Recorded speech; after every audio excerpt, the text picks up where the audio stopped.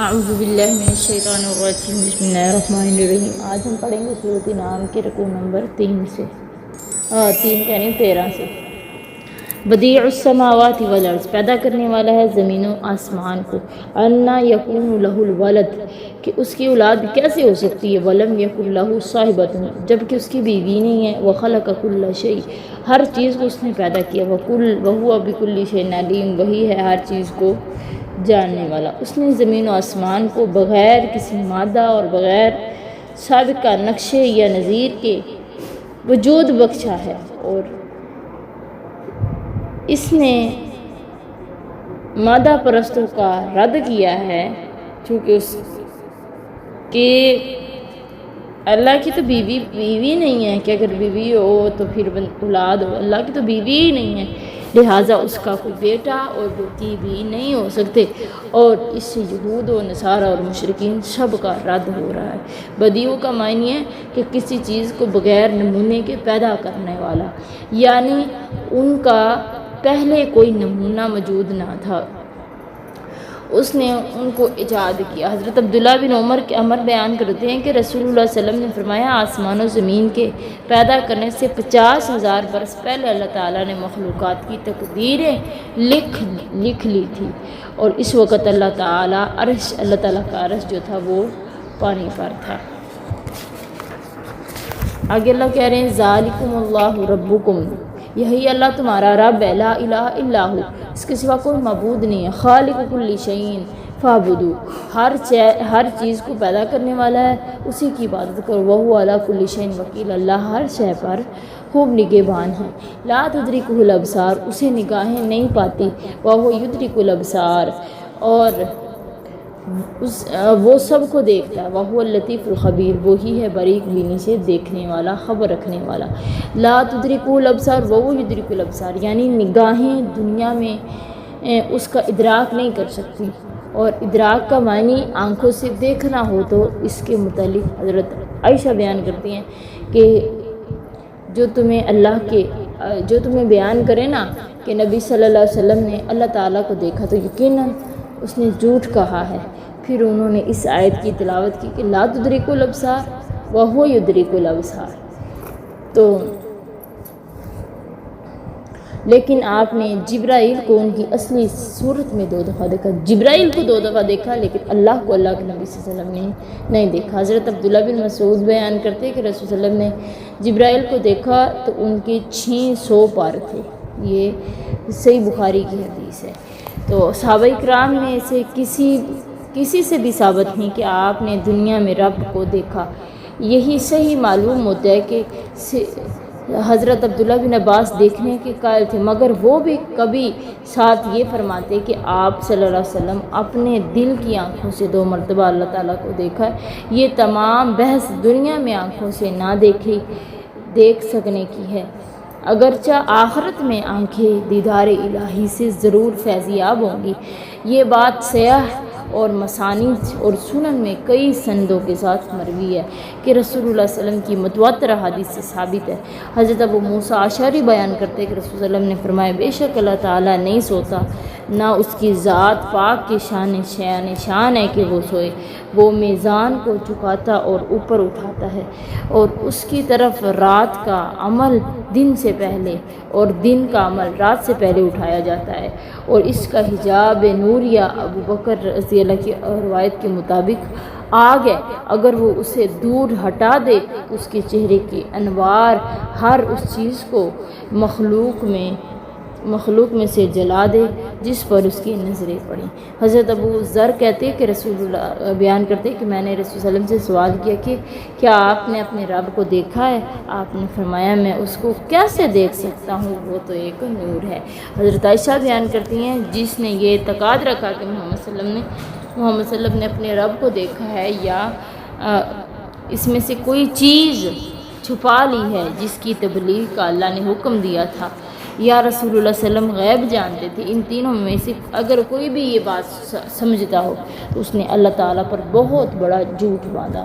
اسی طرح حضرت ابو ہریرہ کہتے ہیں کہ رسول اللہ صلی اللہ علیہ وسلم نے فرمایا، قیامت کے دن تم اپنے رب کو رب کو بھی ظاہراً اسی طرح دیکھو گے جس طرح بغیر کسی تکلیف کے تم 14ویں کا چاند دیکھ سکتے ہو۔ اللہ تعالیٰ ہمیں بھی اپنا دیدار الہی نصیب کرے اور جنت کو مستحق میں ٹھہرائے۔ حدیث میں آتا ہے نبی صلی اللہ علیہ وسلم نے فرمایا اللہ تعالیٰ ہر جمعے کو جو جنتی ہوں گے نا انہیں اپنا دیدار کروائیں گے۔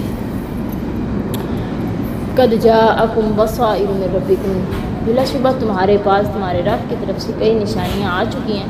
فمن ابصر فلنفسہ، جس نے دیکھ لیا تو اس کی جان کے لیے ہے، اس کے اپنے لیے۔ ومن عمی فعلیہا، اور جو اندھا رہا تو اس کا وبال بھی اسی پر ہے۔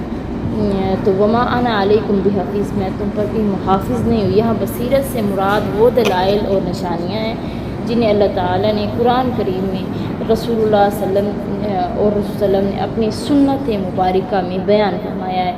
جو شخص ان دلائل سے فائدہ اٹھاتے ہوئے حق کا اعتراف کر لے گا اور اسی پر ایمان لے آئے گا تو اس کا فائدہ اسی کو پہنچے گا۔ جو اپنی آنکھوں پر پٹی باندھ لے گا، حق کو قبول نہیں کرے گا تو وہ اس کا انجام بد اسی کو نقصان پہنچائے گا۔ وَكَذَلِكَ نُصَرِّفُ الْآيَاتِ وَلِيَقُولُوا دَرَسْتَ، اور اسی طرح ہم آیات کو پھر پھر کر بیان کرتے ہیں تاکہ وہ کہیں کہ تو نے پڑھا ہے۔ وَلِنُبَيِّنَهُ لِقَوْمٍ يَعْلَمُونَ، تاکہ ہم لوگوں کے لیے واضح کرتے جو جانتے ہیں۔ اللہ تعالیٰ کہہ رہے ہیں کہ قرآن میں اپنی آیتوں اور دلائل کو مختلف انداز میں بیان کیا ہے۔ اس بارے میں مشرکین باتیں بناتے تھے کہ قرآن ایک ہی بات کو بار بار کیوں بیان کرتا ہے۔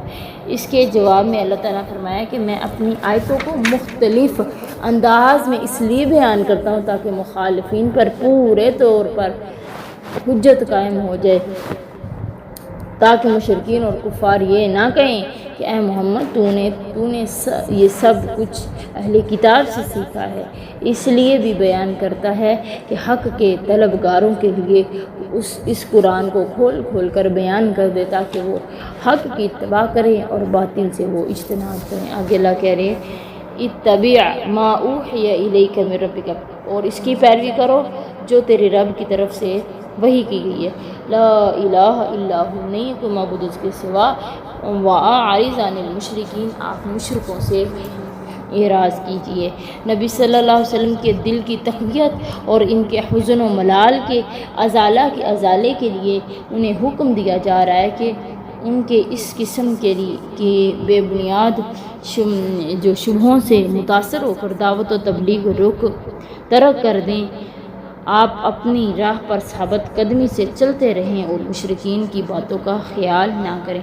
اتبع ما اوحی الیک من ربک کے بارے میں حضرت ابی ہریرہ کہتے ہیں کہ رسول اللہ صلی اللہ علیہ وسلم نے فرمایا انبیاء میں سے ہر نبی کو کوئی نہ کوئی معجزہ عطا کیا گیا، اسی معجزے کی مثال لوگ اس پر ایمان لائے۔ مجھے جو معجزہ دیا گیا وہ وہی قرآن ہے جسے اللہ تعالیٰ نے مجھ پر وحی کے ذریعے نازل کیا ہے، یہ سب سے بڑا معجزہ ہے۔ پس مجھے امید ہے کہ میری امت کے لوگ قیامت کے روز تمام انبیاء کی امتوں سے زیادہ ہوں گے۔ آگے اللہ کہہ رہے وَلَوْ شَاءَ اللَّهُ مَا أَشْرَكُوا، اگر اللہ چاہتا تو وہ شریک نہ بناتے۔ وَمَا جَعَلْنَاكَ عَلَيْهِمْ حَفِيظًا، ہم نے تجھے ان پر محافظ نہیں بنایا۔ وَمَا أَنْتَ عَلَيْهِمْ بِوَكِيلٍ، نہ آپ ان پر نگہبان مقرر کیے گئے۔ مشرک اور کافروں کے گمراہ ہونے کی حکمت اللہ تعالیٰ ہی جانتا ہے۔ اگر وہ چاہتا تو تمام نوع انسان کو راہ ہدایت پر اکٹھا کر دیتا، لیکن وہ اپنی معاشیت اور حکمت کے تقاضے کے مطابق جسے چاہتا ہے ہدایت دیتا ہے اور جسے چاہتا ہے گمراہ کر دیتا ہے۔ لیکن اللہ تعالیٰ اس کے افعال کے بارے میں نہیں پوچھا، اللہ تعالیٰ اس کے افعال کے بارے میں نہیں پوچھا جائے گا، البتہ بندوں سے ان کے اعمال کا حساب ضرور لیا جائے گا۔ نبی صلی اللہ علیہ وسلم کی ذمہ داری نہیں تھی کہ وہ انسانوں کے اعمال و اقوال کا ریکارڈ رکھتے، ان کا کام تو اللہ کا پیغام اس کے بندوں تک پہنچا دینا تھا، سو انہوں نے یہ کام بدرجہ احسن انداز میں سر انجام دیا۔ وَلَا تَسُبُّوا الَّذِينَ يَدْعُونَ مِن دُونِ اللَّهِ، نہ تم گالی دو ان لوگوں کو جنہوں نے یہ لوگ جو اللہ کے سوا پکارتے ہیں، ان کے معبودوں کو گالی نہ دو۔ فَيَسُبُّوا اللَّهَ عَدْوًا بِغَيْرِ عِلْمٍ، تو وہ اللہ تعالیٰ کو گالی دیں گے بغیر علم کے۔ كَذَلِكَ زَيَّنَّا لِكُلِّ أُمَّةٍ عَمَلَهُمْ، ہم نے ہر امت کے لیے اس کے عمل کو مزین کر دیا ہے۔ ثم الی ربہم مرجعہم، پھر وہ اپنے رب کی طرف واپس پلٹ کر آئیں گے۔ فینبئہم بما کانوا یعملون، پھر وہ انہیں بتائے گا کہ جو کچھ وہ کیا کرتے تھے۔ یہ آیت سد ذرائع کی دلیل ہے، یعنی اگر ایک جائز کام کسی بڑی خرابی کا ذریعہ بنتا ہے تو اس جائز کام کو بھی چھوڑنا ضروری ہے۔ اس آیت کریمہ میں مومنوں کو تعلیم دی گئی ہے کہ وہ ہر لحاظ سے اللہ تعالیٰ کا ادب و احترام ملحوظ رکھیں۔ انہیں مشرکین کے جھوٹے معبودوں کو گالی دینے سے اس لیے منع کیا گیا ہے کہ مشرکین بھی غصے میں آ کر اللہ تعالیٰ کو گالی دیتے ہیں۔ زیادہ فساد کے مقابلے میں تھوڑی مصلحت کو چھوڑ دینا ہی بہتر ہے۔ کہ قبیل میں سے یہ بھی ہے کہ جو صحیح حدیث میں آیا ہے کہ حضرت عبداللہ بن عمر بیان کرتے ہیں کہ رسول اللہ صلی اللہ علیہ وسلم نے فرمایا، کبیرہ گناہوں میں سے یہ گناہ بہت بڑا ہے کہ کوئی شخص اپنے والدین پر لعنت کرے۔ آپ سے پوچھا گیا کہ اے اللہ کے رسول، آدمی اپنے والدین پر کیسے لعنت کر سکتا ہے؟ آپ نے فرمایا، کوئی شخص دوسرے شخص کے باپ کو برا کہے تو جواب میں وہ اس کے باپ کو برا کہے، اور اس کی ماں کو برا کہے تو جواب میں وہ اس کی ماں کو برا کہے، تو یہ کیا ہے؟ اپنے ماں باپ کو خود لعنت ڈالنا ہے۔ یعنی کہ جس طرح کہ اب ہم کسی کی ماں کو گالی دیں گے وہ بھی ہمیں دے گا، تو سمجھو ہم نے اپنی ماں کو خود گالی دیا کہ ہم نہ گالی دیتے تو وہ بھی نہ دیتے۔ اسی طرح اگر ہم کافروں کے معبودوں کو گالی دیں گے، وہ ہمارے معبود رب العالمین کو گالی دیں گے، تو بہتر یہ کہ ہم گالی نہ دیں، ہم ایسے کاموں سے اجتناب کریں۔ وَأَقْسَمُوا بِاللَّهِ جَهْدَ أَيْمَانِهِمْ، اور انہوں نے پختہ قسمیں کھائی کہ لَإِنْ جَاءَتْهُمْ آیَةٌ، اگر آئے ان کے پاس کوئی نشانی، لَيُؤْمِنُنَّ بِهَا، وہ اس پر ایمان لے کر آئیں گے۔ قُلْ إِنَّمَا الْآيَاتُ عِنْدَ اللَّهِ، کہہ دو کہ نشانیاں اللہ کے پاس ہے۔ وَمَا يُشْعِرُكُمْ، اور تمہیں کیا چیز معلوم کرواتی ہے کہ بے شک وہ جب وہ آئیں گی تو وہ اس پر انہا اذا جاءت لا یؤمنون، کہ جب وہ ان کے پاس آئیں گی تو ایمان نہیں لائیں گے۔ مشرکین مکہ اپنی عادت کے مطابق رسول اللہ صلی اللہ علیہ وسلم سے کسی ایک نشانی کا مطالبہ کیا اور قسم کھا کر کہا کہ اگر یہ نشانی آ گئی تو ہم لوگ ضرور ایمان لے آئیں گے، لیکن ان کا مقصد ایمان لانا نہیں تھا بلکہ رسول اللہ اور اللہ کی آیتوں کا مذاق اڑانا تھا۔ اللہ نے نبی صلی اللہ علیہ وسلم کو حکم دیا کہ ان کے جواب میں انہیں کہہ دے کہ آیتیں نشانیاں اللہ کے پاس بہت ہیں، لیکن تمہاری مرضی کے مطابق ان کا لانا میرے اختیار میں نہیں ہے۔ آگے اللہ کہہ رہے ہیں وَنُقَلِّبُ أَفْئِدَتَهُمْ، اور ہم ان کے دلوں کو پھیرتے ہیں، وَأَبْصَارَهُمْ، اور ان کی نظروں کو پھیرتے ہیں، كَمَا لَمْ يُؤْمِنُوا بِهِ، جیسے کہ وہ اس سے پہلے ایمان لے آئے ہیں، اول مرت، پہلی مرتبہ، وَنَذَرُهُمْ فِي طُغْيَانِهِمْ يَعْمَهُونَ، پھر انہیں چھوڑ دیں گے کہ وہ اپنی سرکشی میں بھٹکے پھرتے ہیں۔ اللہ اکبر کبیرہ۔ انہی مشرکین مکہ کے بارے میں کہا جا رہا ہے کہ اللہ تعالیٰ نے ان کے دلوں کو حق کا ادراک کرنے سے محروم کر دیا ہے، اس لیے کہ وہ حق بات کو سمجھتے ہی نہیں، اور ان کی آنکھوں کو بصیرت سے محروم کر دیا اس لیے کہ وہ راہ حق کو دیکھتے ہی نہیں۔ تو جس طرح وہ لوگ پہلے ایمان نہیں لائے اب بھی ایمان نہیں لائیں گے، اللہ انہیں کفر میں بھٹکتا ہوا چھوڑ دے گا۔ جو شخص ہٹ درمی سے ایک مرتبہ انکار کر دیتا ہے پھر وہ مسلسل انکار ہی کرتا رہتا ہے۔ اگر اسے ایمان لانا ہوتا تو پہلے ہی کیوں انکار کرتا؟ اس نے جان بوجھ کر پہلی مرتبہ انکار کیا، اب وہ آئندہ بھی ایسا ہی کرتا رہے گا، اور اس سے قبول حق کی توقع رکھنا فضول ہے کہ وہ حق کو قبول کر لے۔ الحمدللہ ہمارا 7واں پارہ مکمل ہوا۔ اللہ کی توفیق اور مدد سے آگے انشاءاللہ ہم کل کریں۔